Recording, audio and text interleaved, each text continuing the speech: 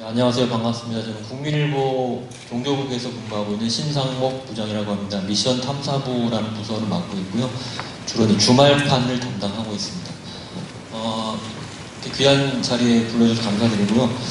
국가적으로 굉장히 지금 혼란 속에 있고 또 교회적으로도 녹록지 않은 시절을 살고 있는데 그럼에도 불구하고 교회와 우리 성도님들을 위해서 거의 잠도 못 주무시고 늘 애쓰시는 우리 목사님들께 먼저 좀 응원과 격려 말씀 먼저 좀 해드리고 싶습니다.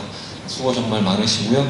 오늘 제가 마지막으로 발표할 내용은 Potential Naivety라는 영어로 표기를 해서 좀 죄송한데 평신도 잠재력 있는 평신도에 대한 부분을 말씀드리겠습니다.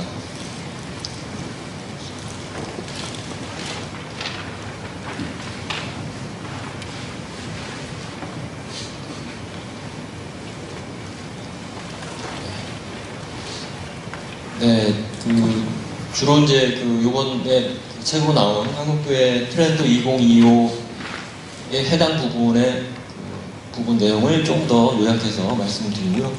이번 내용은 제가 취재를 했고 또 지난 5월에 목회대표 연구소에서 성도님들과 또 목사님들 대상으로 이 평신도 사역에 대한 주제를 가지고 설문조사를 했습니다. 그 설문조사의 내용을 바탕으로 작성을 했고요.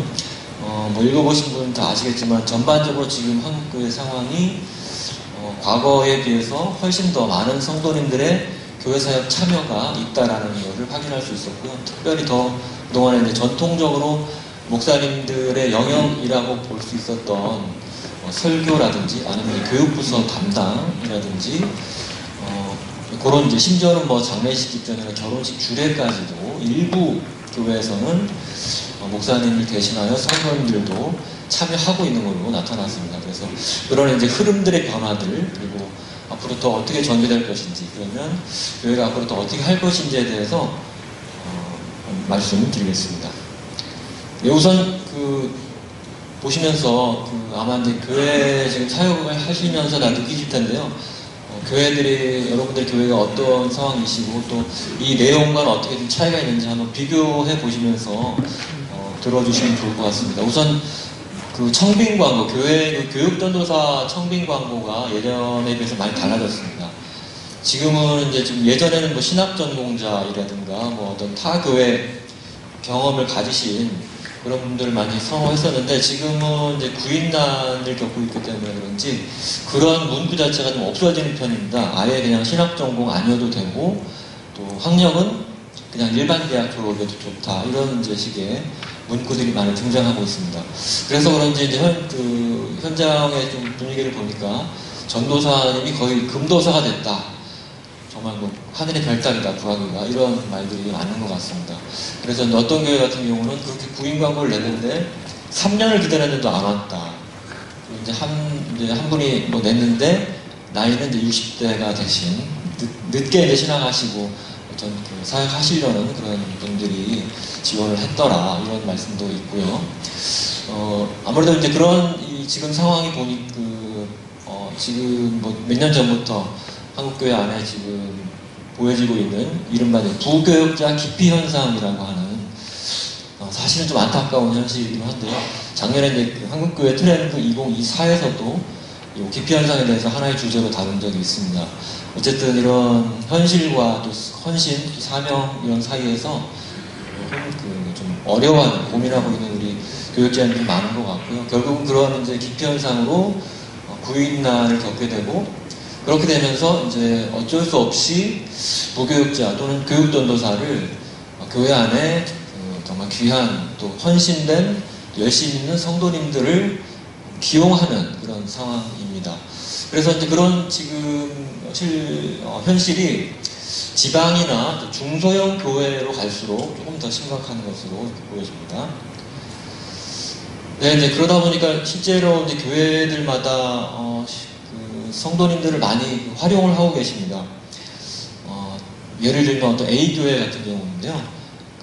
60대 신대원 졸업자를 쓰느니 그냥 교회 내에 신실하고 또 실력 있는 교사를 교육변호사로 쓰고 있다 이렇게 말씀을 하시는 분도 계시고요.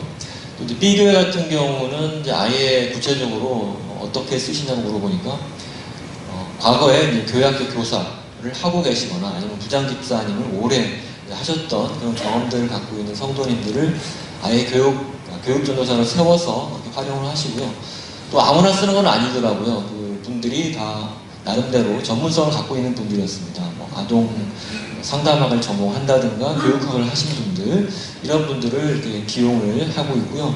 조금 잘 되고 있는 교회들은 그 사역은 그 영역을 좀 더 넓히시더라고요. 그래서 교육뿐만 아니라 전도나 선교 분야에도 아예 그런 쪽에 좀 탁월한 그 재능이나 은사들이 있는 분들을 쓰고 계십니다. 이렇게 좀 제가 발표하니까 목사님들이 좀 궁금해하시는 게, 그러면 그런 분들은 사례비를 어떻게 했냐고 이렇게 물어보시는 경우가 있어요. 근데 다들 좀 교회마다는 다른 것 같습니다. 일단 처음으로 이제 그런 분들을 평신도들을 기용할 때는 주로 이제 주일만 나와서 하니까요. 그냥 약간 봉사한다는 개념으로 사례비를 거의 안 주시다가 이제 계속 뭐 2년, 3년 계속 하시면서 교회도 조금씩 사례비를 지급하는 걸로 알고 있습니다. 그 규모는 아마 그 전에 교육전사에게 지급했던 그 정도의 사례비를 주고 있다고들 다들 말씀을 하시더라고요. 예, 그러면 이제 이런 지금 상황 속에서 교단들도 조금씩 달라졌는데요. 특별히 아예 이거를 좀 그 교단의 어떤 정책으로 이거를 그냥 받아들이고 그거를 실제로 이제 좀 더 그런 수급이 어려우니까 아예 그거를 이제 좀 법제화해서 이렇게 활용하는 그런 사례가 있었습니다. 예장 통합 같은 경우는 평신도 교육사라는 제도가 있습니다. 이미 몇 년 전에 총회결의에서 하셨고, 그래서 실제로 지금 운영되고 있고요. 특히 부산장신대에 평신도 신학원이라는 기관을 아예 설립해서 여기서 저런 교육사에게 교육사 제도를 위해서 평신도들이 지원을 할 때 거기에 합당한 신학훈련이나 교육을 시키고 있습니다. 보통 10주, 12주 정도의 그런 단기 코스이긴 한데 어쨌든 훈련이 필요하니까요. 그래서 그렇게 통합총회에서 이렇게 운영을 하고 있고요. 그래서 거기 계신, 특히 이제 통합총회에 계신 분들 또는 평신도 신학원을 담당하는 교수님께 물어봤더니 그분들은 조금 더 현실인지 좀 위급 상황이었던 것 같습니다. 그래서 지금은 뭐 평신도 활용 안 하면 안 된다, 아예 대안이 없다 이렇게도 말씀하시고, 어쨌든 더 이제 많은 평신도들을 재능과 은사를 살려서 목사님 혼자가 아니라 같이 사역을 하게 해야 된다, 이런 말씀들을 많이 하셨습니다.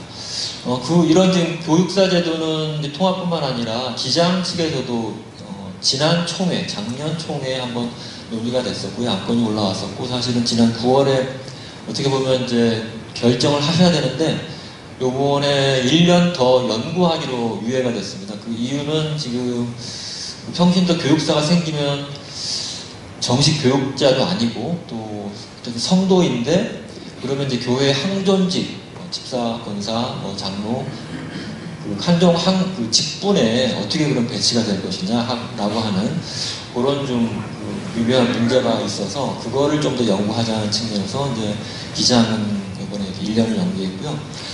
그 다음에 나머지 교단들은 일단 제가 취재하기로는 아직 없는 걸로 알고 있고요. 합동도 내부적으로는 조금 얘기를 하고 계신데 아직은 교단 차원에서 그걸 안건으로 올라온 적은 없다고 합니다. 자, 그러면 이제 본격적으로 이제 설문조사 결과들을 좀 말씀을 드리려고 합니다. 이번 설문조사에는 실제로 지금 교회 현장에서 성도님들이 물론 이제 목사님의 사역 영역도 포함되지만 전반적으로 우리 평신도들이 사역이라는 개념 속에 포함시킬 때 몇 가지 대표적인 영역들이 있었습니다. 10가지로 뽑았는데요. 잠깐 읽어드리면 주일 성인 예배 설교, 또 성경 강의, 또 영적 지도, 신방, 장례식, 집례, 그다음에 교회에서 결혼식 주례, 또 전교인 기도회 인도도 있고, 새가족 교육, 성례전, 또 교육부서 설교 이렇게 좀 있었습니다. 그래서 10가지를 가지고 이 영역에서 실제 그 현실이 어떤지 좀 보겠습니다. 신방 같은 경우가 보실 텐데 좀 많습니다. 저도 사실은 신방, 저희 할머니가 옛날에 이제 성결교 다니셨는데 벌써 한 3, 40년 전에도 이미 이제 장로님이나 권사님들이 목사님 없이도 이렇게 오셨던 기억이 납니다. 그래서 신방은 굉장히 이미 성도님들이 많이 같이 하시는 걸로 알고 있는데요. 자, 그러면 이제 우리 실제로 지금 이 10가지 영역을 현재 우리 출석교회, 다니고 있는 교회에서 성도님들이 사역을 하고 있습니까? 라고 물어봤더니 한 절반 조금 넘습니다. 57% 정도가 있다라고 대답하셨습니다. 이거는 이제 평신도에게 물어본 겁니다. 자, 그럼 이거를 조금 더 구체적으로 목사님들에게 물었습니다. 10가지 중에서 그러면 성도님들이 어떤 영역에 많이 참여하시나요? 하고 물었더니 말씀드린 대로 신방 영역이 제일 이제 많았고요. 그 다음에 이제 새가족 교육, 영적 지도, 또 교육부서 설교도 의외로 좀 높았죠. 그리고 성인 예배 설교를 한다고 답하는 그런 목사님들이 있었습니다. 등등에 이렇게 보시면 왼쪽 한 중간까지는 좀 그래프가 좀 높고, 그다음에 나머지 3개는 좀 되게 미약한데, 이게 이제 전통적으로 목사님들이 많이 해오신 전문 분야입니다. 교회에서의 결혼식주례라든지 성례전 집례, 장례식 집례 이런 게 있습니다. 그러면 이제 이렇게 성도님들이 여러 가지 10가지 사역들에서 하고 계신데, 과연 그분들이 잘 하고 있는지 평가를 좀 해달라고 얘기를 해봤습니다. 물어봤더니 이제 성도님들 대답입니다. 제일 많은 거는 일단 한 절반 정도는 별 문제 없다 이렇게 답을 하셨습니다. 그래도 한 절반 이상은 하셨으니까요. 그 다음에가 이제 한 31% 정도가 목사님들보다는 미흡하다 이렇게 답을 하셨습니다. 그리고 이제 그 세 번째 6.8% 정도는 오히려 목사님보다 낫다 이렇게 답을 하시는 경우가 있었습니다. 물론 워낙 이제 재능이나 또 은사들이 많으신 부분이 이제 그런 부분이 하셨기 때문에 아마 이런 답이 나올 것 같은데요. 어쨌든 전반적으로 살펴보면 별 문제 없다와 또 목사님들보다 잘하는 것 같다라고 대답하신 분이 거의 한 60%가 된다는 측면에서 평신도들의 이렇게 활발한 사역 참여가 어느 정도는 지금 그래도 나쁘지 않은 평가를 받고 있다는 것을 알 수가 있겠습니다. 자, 그렇다고 한다면 앞으로 이런 추세가 계속된다면 앞으로 우리 평신도들이 조금 더 이제 그냥 목회의 단순한 대상, 그냥 어떤 이렇게 수동적인 측면에서의 그냥 교회 출석자로만 있는 것이 아니라 조금 더 적극적으로 교회 사역에 참여한다면 어떤 영역을 많이 하면 좋을까라고 이제 여쭤봤습니다. 성도님 또 목사님 모두에게 물어봤는데요. 아무래도 지금 좀 짙은 청색이 목사님들인데요. 목사님들이 높습니다. 전반적으로. 제일 높은 게 역시 신방이 제일 높았고요. 그 다음에 새가족 교육, 그리고 교육부서 설교도 의외로 높았습니다. 거의 78% 정도 나왔는데요. 이렇게 좀 목사님들이 높게 나온 거는 그만큼 목사님들이 과거보다는 많이 전향적인 생각을 갖고 있다라고 하는 분석입니다. 사실은 저도 이 조사가 이렇게 나오기 전까지는 여전히 좀 목사, 성도 이렇게 좀 이분법적인 목사 1, 또 성도 1 이렇게 나누고 있다라고 생각을 했는데 의외로 목사님들의 생각 또 지금 교회 현실은 좀 달랐다는 게 특이할 만한 거였고요. 요거는 이제 성도님들은 또 어떤 생각을 갖고 있는지, 성도님들도 야 나도 평신도 사역할 수 있어 라고 좀 한번 대답을 해봤고, 또 어떤 영역을 제일 높게 평가했는지 보니까 새가족 교육을 뽑으셨어요. 성도님들은 제일 높게. 그 다음이 신앙지도, 그 동료 성도님들에게 상담을 한다든가 기도할 수는 있을 것 같아서 아마 그렇게 대답을 하신 것 같고요. 그 다음에 이제 신방이 나왔고, 네 번째로도 이제 교육부서 설교를 택했습니다. 57% 정도 나왔는데 의외로 높게 나와서 성도님들도 물론 이제 목사님에 비해서는 비율은 적지만 나름대로 전통적으로 성도님들이 했던 새가족 교육이라든지 신방, 신앙지도 이런 데는 나도 할 수 있다고 생각을 하시는 것 같습니다. 예, 그러면 교육부서를 지금 있는 교회에 목사님들에게 물어봤는데요. 그 교육부서 지금 설교를 누가 하느냐라고 물어봤더니 한 60% 정도는 모든 부서에서 목사님들이 설교한다라고 답하셨습니다. 그리고 두 번째는 어떤 부서는 목사님이 하고 어떤 부서는 평신도가 한다라고 또 말씀을 하셨고요. 또 이제 6% 정도의 교회에서는 모든 부서에서 평신도가 설교한다고 답하셨어요. 그래서 지금 한 60% 정도는 여전히 이제 목사님들이 대부분 다 하시는 걸로 나타났고요. 이게 이제 평균인데요. 이거를 이제 교회 규모로 조금 더 들여다봤더니 500명 이상 되는 중대형 교회 같은 경우는 대부분 사역자들이 있고 교육자들이 있기 때문에 그런지 한 80% 이상은 다 교육자들이 설교한다고 답하셨는데, 작은 교회의 경우에는 조금 이 퍼센트가 낮았습니다. 그래서 모든 부서에서 설교한다는 게 한 50% 정도는 한다라고 답하셔서 교회 규모가 이제 좀 작아질수록 확실히 모든 교육자들이 다 설교하는 건 아닌 것으로 나타났습니다. 자, 그러면 이제 특히 이제 교육부서 설교를 성도, 평신도가 하고 있다고 답하신 분들에게 조금 더 세밀하게, 그럼 왜 평신도에게 설교를 맡겼냐고 물어봤는데요. 제일 많은 대답은 교회 규모가 작아서 담당 목회자를 청빙할 수 없어서 평신도에게 맡겼다, 이렇게 대답을 하셨고, 또 두 번째는 훈련된 평신도가 있어서 좀 평신도에게 맡겼다, 이렇게 대답을 하신 분도 있고요. 또 여기 첫 번째 답과 좀 비슷한데, 목회자를 청빙해도 사람이 없어서 어쩔 수 없이 맡겼다라고 말씀을 하셔서, 확실히 이제 좀 지금 교육부서 설교에 평신도가 투입되는 것이 우리 교회 현실과도 굉장히 밀접하게 지금 관련 있는 것으로 나타났습니다.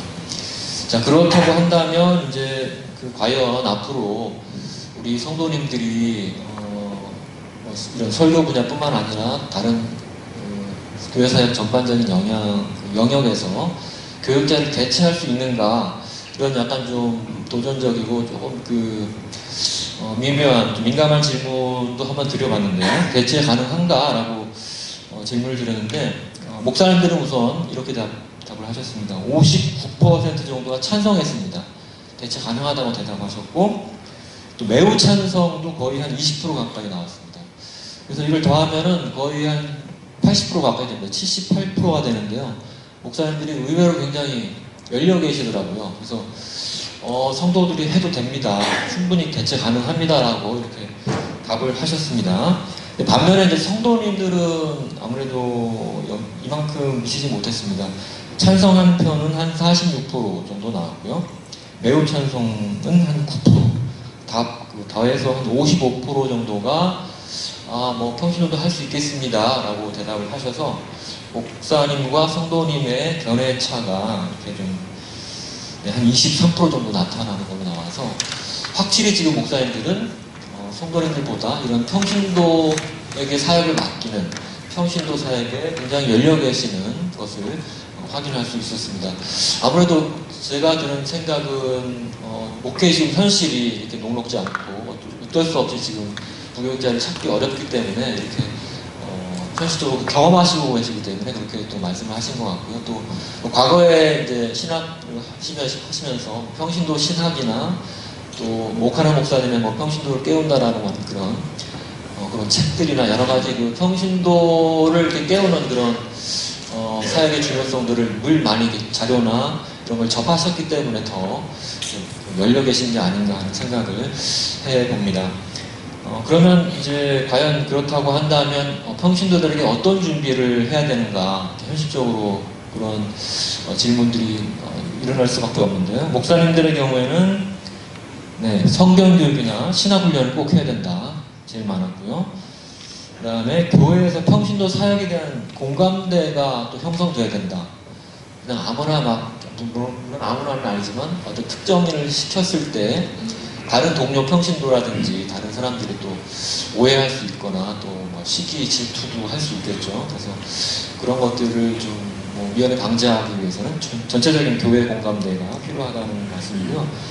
또 평신도 자체의 그런 자세와 태도, 헌신하는 태도들이 중요하다라고도 말씀하셨고, 또 이제 32% 정도는 교회 내에서 그 목사님과 평신도의 역할, 신분 이런 구분을 좀 명확하게 할 필요도 있다라고 말씀을 하셨습니다. 예, 이것도 굉장히 좀 미묘한 문제인 것 같고, 결국은 교회 안에서 잘 이렇게 정리를 해 주셔야 되는 부분이 아닌가 하는 생각도 듭니다. 역시 이제 같은 질문을 평신도에게 드려봤는데요. 평신도들도 성경이나 신학훈련을 위한 적절한 교육을 받아야 된다. 이게 제일 높게 나왔습니다. 그리고 이제 교회 성도들, 타 성도들의 전반적인 이해와 협조도 역시 필요한 것 같고요. 또 당회의 전폭적 결정과 지지, 이것도 중요한 것 같습니다. 아무튼 이런 요인들이 지금 굉장히 필요한 것 같고, 예, 그러면 이제 평신도 사역에 대한 의견입니다. 요걸 좀 물어봤더니 이제 성도님들과 목사님들의 그 답이 조금 달랐는데요. 역시 이제 그 목사님들은 교육자 유무와 상관없이 평신도를 다 훈련시켜서 평신도 사역을 강화해야 된다. 이런 말씀들을 많이 하셨어요. 85% 정도가 대답을 하셨고, 그에 반해서 성도님은 한 45%, 거의 한 절반 정도밖에 미치지 못합니다. 이것은 이러한 성도님들의 의견은 바로 옆에 보시면 교육자만 충분히 있다면 구태여 평신도가 교육자 역할을 할 필요 없다, 이렇게 답을 좀 수동적으로 하셨죠. 이유는 많았습니다. 이 현실은, 이런 이제 인식들은 아무래도 여전히 지금 교회 안에 성도님들의 경우에는 본인들은 여전히 이제 목회를 받는 입장이고, 또 목사님들을 통해서 은혜를 받아야 되겠고, 또 신앙이 더 성장해야 된다는 그런 수동적인 자세들이 여전히 좀 많은 것 같습니다. 물론 사역과 상관없이 그렇긴 한데, 어쨌든 이런 지금 평신도 사역 자체에 대한 의견들이 좀 있는 걸로 나타났습니다. 그렇다고 한다면 이제 수치상으로 좀 여러분들이 보셨을 텐데요. 과연 그러면 어떻게 이제 전망을 하고 또 우리 교회들은 어떻게 할 것인지 한번 예상을 해봤는데요. 지금까지 설문조사나 또 목회 현장의 상황을 파악해본 결과 지금은 평신도 시대라고 할 수 있다라고 말씀을 드릴 수 있을 것 같고요. 교회가 처한 현실이 그렇게 좀 몰아가고 있는 것 같습니다. 이렇기 때문에 목사님이나 또 평신도 모두 평신도 시대를 전향적으로 좀 생각하는 것으로 좀 바뀌어야 될 것 같고요. 또 이렇게 아직도 아까도 확인했지만 성도님들이 여전히 좀 수동적인 부분들에 대해서는 목사님들께서 조금 더 그런 인식들을 확장해 주시고 넓혀 주시고 깨워 주셔야 되는 게 아닌가 하는 생각도 듭니다. 다만 이제 아까도 말씀드린 그 목회자나 또 평신도 역할 부분은 좀 신중하고 분명하게 할 필요가 있다고 보여집니다. 요 전체 내용과는 상관없는데 그 일부 이제 뭐 아무래도 이제 장로교회 같은 경우는 그렇지는 않은데, 특히 이제 교회 중직자 같은 경우는, 특히 장로님들 같은 경우는 어떤 분들은, 여기 계신 교회 목사님들의 교회는 안 그렇겠지만 어떤 장로님들 중에는 약간 이제 장로교회는 장로가 더 우선 아니냐, 뭐 이런 식의 좀 주장을 하시면서 어떤 장로의 그 역할 또는 그 우선순위라고 할까요? 목사님들보다 자꾸 이렇게 우위에 올라가려고 하는 그런 이제 성향들이나 경향들이 일부 나타나는 것도 사실 없지 않거든요. 그래서 혹시라도 이제 어떤 평신도 교육사라든지 또는 평신도 시대라고 이렇게 막 우리가 얘기하고 할 때 마치 이제 정말 이래서는 안 되지만 성도님들이 목사를 뭐 이기거나 뭔가 어떻게 압도하거나 이렇게 뭔가 그런 식의 이제 시도라든지 생각을 할 수도 있겠다 하는 생각도 좀 듭니다. 어떤 경우에는. 그래서 그런 부분들에 대해서는 조금 더 교회적으로 더 이제 정확한 장로교 교리라든지 성경에 입각한 역할 부분 이런 것들을 좀 더 많이 하셔야 될 게 아닌가 하는 생각도 높아지면서 해보고요. 그리고 이제 그 10가지 사역 영역 이외에도 굉장히 지금 어떤 우리 현대교회가 처한 상황이나 또 앞으로 사역할 분야들이 굉장히 많습니다.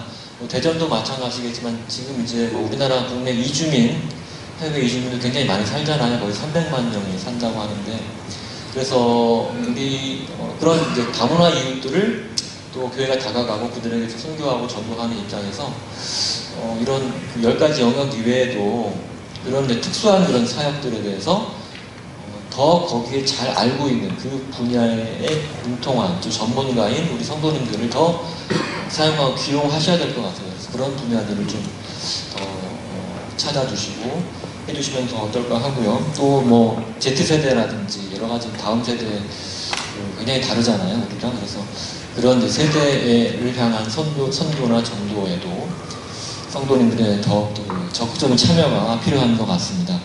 그리고 뭐 여기는 없지만 이제 목사님들의 설교 물론 다 목사님들이 준비하시지만 예를 들면 설교에도 성도님들이 참여할 수 있을 것 같아요.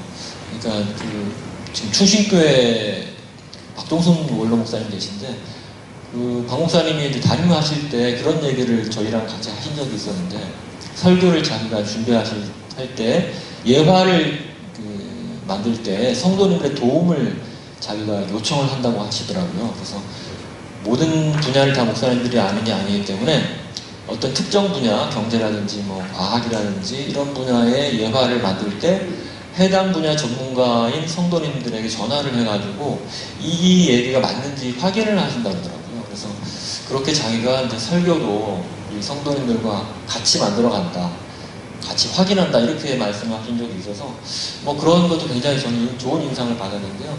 그런 식으로 좀 같이 하셔도 어떨까 하는 생각도 해봅니다.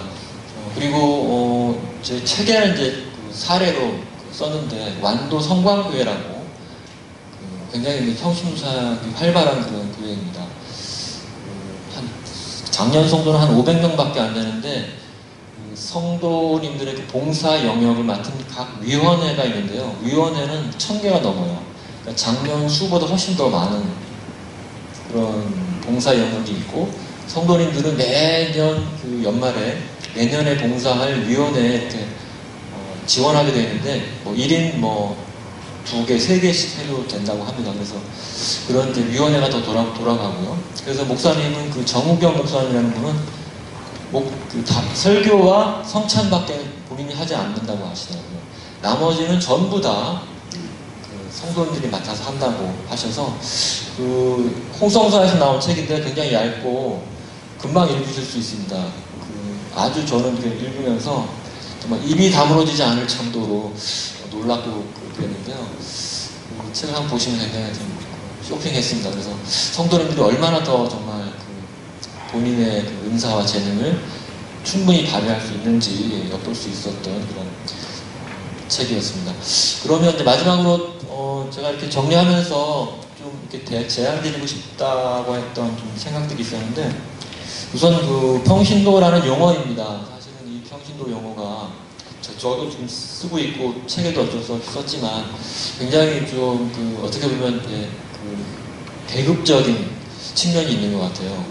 어떤 하이어라키 속에서 또는 뭐 사제와 평신도 이렇게 약간 카톨릭적인 측면도 있는 것 같고요. 그래서 그 전부터 사실은 옥 목사님이 이런 말씀도 하셨지만 우리가 좀 다른 용어를 한번 바꿔봐도 어떨까 하는 생각입니다. 늘 평신도라고 하면 그냥 목회 대상으로서만 어떤 양으로서만 사실 생각이 들잖아요. 그래서 용어가 굉장히 중요하지 않습니까? 그래서 용어를 바꾸면 우리 평신도 사역도 조금 더 적극적이지 않을까 하는 생각도 해봅니다. 어떻게 용어를 바꾸는지에 대해서는 저도 잘 모르겠습니다. 그냥 뭐 성도가 또 있고 신자도 있고 멤버라는 그런 용어를 쓰는 교회도 있고 뭐 성경적으로 뭐 지체라는 표현도 있는데요. 그런 건 또 교회에서 좀 더 결정을 하셔도 좋을 것 같고 아무튼 이런 평신도라는 말 저희도 좀 바꿔보려고 신문사에서 좀 하려고 하는데 쉽지는 않은 것 같습니다. 그 다음에 이제 타교단의 얘기를 한데요. 감리교회 같은 경우는 이제 평신도 주일이라는 것을 매년 제정을 하고 운영하고 있습니다. 이게 벌써 한 50년 정도 된 제도인데요. 매년 6월이면 한 주간에 걸쳐서 주일날 예배 디자인과 세팅 이런 거를 성도님들이 다 하는 겁니다. 목사님들은 하지 않으세요. 목사님은 같이 예배만 드리시고 모든 성도분들이 위원회가 있어가지고 예배를 다 이렇게 짜시고 순서를 다 성도님들이 이렇게 맡아서 예배를 진행하십니다. 그래서 평신도 주일이라고 해가지고 장로님이 하시기도 하고 설교를 또 안수 집사가 하시기도 하고 그렇더라고요. 그래서 이게 감리교 전통에 따라서 그렇게 한다고 하는데 나름 저는 좀 인상이 깊었습니다. 물론 형식적으로 여전히 좀 하고 있는 것 같긴 하지만 그래도 이렇게 자꾸 이렇게 하다 보면 성도님들이 더 많이 교회사에 참여하게 되고 조금 더 적극적으로 준비도 하지 않을까 하는 생각도 듭니다. 네, 마지막으로는 이제 이런데 평신도 사역이 10가지 영역들이 사실은 이제 교회 안에서 이루어지는 거잖아요. 교회 어떻게 보면 이제 봉사 차원에서 이루어지고 있는데 저의 그 바람은 교회뿐만 아니라 교회 밖에서도 우리의 성도님들이 정말 사역자로서의 마음을 가지고 교회 밖에서 자신의 일터 속에서 정말 그 사역자의 한 사람으로 그럼 정말 사역할 수 있도록 일할 수 있도록 빛과 소금으로 일할 수 있도록 이렇게 해주시면 좋을 것 같다는 생각이 듭니다. 이미 이제 선교적 교회라는 그 말도 지금 한국교회 안에 많고 또 그렇게 변해가고 있는데요. 저는 이제 결국은 이런 동력은 목사님들께서 주셔야 된다고 생각합니다. 그리고 또 더 성도님들을 강하게 이렇게 내모셔가지고 사실은 뭐 아시다시피 지금 한국 사회 안에 교회의 인증 굉장히 좋지 않고 어쨌든 지금 더 우리가 묵묵하게 살아내야 되는 입장에서 우리 성도님들이 교회 안에서의 봉사뿐만 아니라 교회 밖에서도 성도로서 그렇게 살아갈 수 있도록 이렇게 도와주시고 또 격려해 주시면은 정말로 근본적인 어떻게 보면 평신도 사역이 이루어지지 않을까 하는 생각이 듭니다. 네, 제 발표 여기까지 마치겠습니다. 감사합니다.